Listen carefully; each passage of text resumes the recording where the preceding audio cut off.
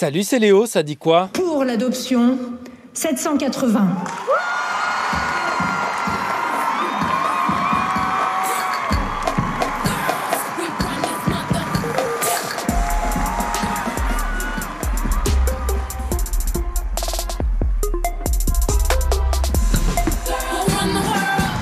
Des femmes de toutes les générations hier sur le Trocadéro face à la Tour Eiffel pour fêter le vote du Congrès. La France devient le premier pays au monde à inscrire l'IVG dans sa constitution.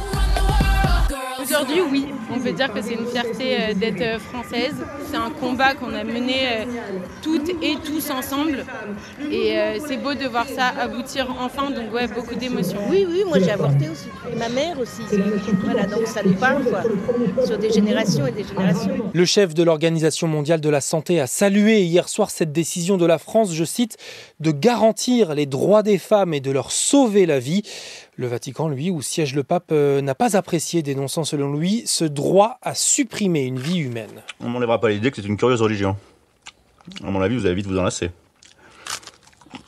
Je ne lui prédis pas un grand avenir. Une cérémonie symbolique est encore prévue vendredi.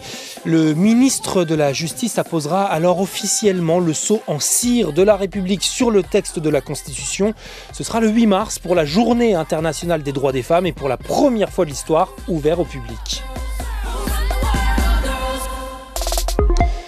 Ce mardi, c'est le Super Tuesday aux États-Unis. Et tu l'entends, les chaînes de télé sont déjà en boucle pour ce jour le plus important des primaires qui désignent les candidats des partis à la présidentielle de novembre prochain.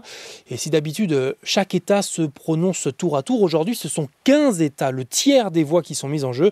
Toutefois, pas vraiment de suspense, me dit mon collègue Sébastien Paour, correspondant permanent de Radio France aux États-Unis. Biden se représente chez les démocrates et devrait être désigné sauf incident.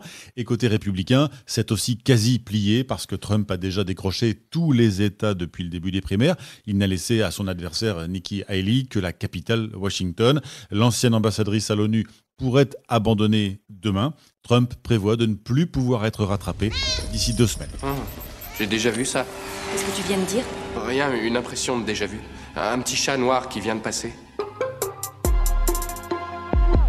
Un petit rappel ce matin, si t'es lycéen ou que t'en connais un, plus que 9 jours pour formuler tes vœux sur Parcoursup, cette plateforme numérique d'accès aux études supérieures, toujours critiquée. Et c'est pour ça qu'un comité a publié hier lundi, et comme chaque année, des recommandations pour l'améliorer. Tu peux en retenir 2. Un meilleur contrôle des formations privées qui débouchent parfois sur des diplômes douteux.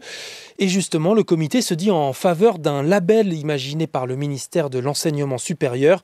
Sur le modèle du Nutri-Score, il indiquerait la performance qualitative de chaque formation et de ses débouchés. Une question ce matin, est-ce que tu sais combien d'emballages on jette chaque année à la poubelle ? C'est 187 kilos par an et par habitant dans toute l'Union européenne. Fais attention, nouvelle règle. Alors les eurodéputés et les États doivent encore se prononcer, mais Bruxelles a bien trouvé un accord politique hier soir.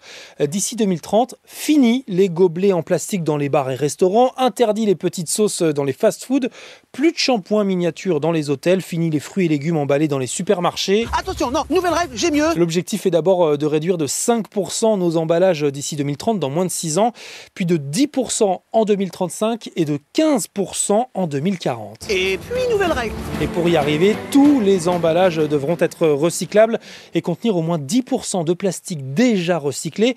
Les sacs légers qui sont, eux, déjà interdits en France, le seront partout ailleurs dans l'Union. Et si les Européens ne font pas plus d'efforts sur le recyclage des bouteilles plastiques et des canettes, eh bien, un système de consigne à ramener dans les supermarchés en échange de bons d'achat sera imposé. Et puis on débriefera demain dans Ça dit quoi les 8e de finale retour de la Ligue des Champions. Le PSG s'était fait éliminer à ce stade de la compétition lors des 2 dernières éditions.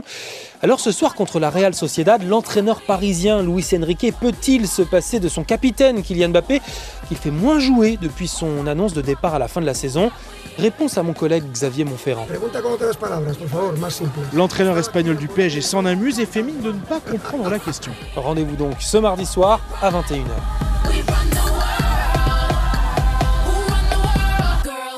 C'était Léo de France Info. Allez, ciao!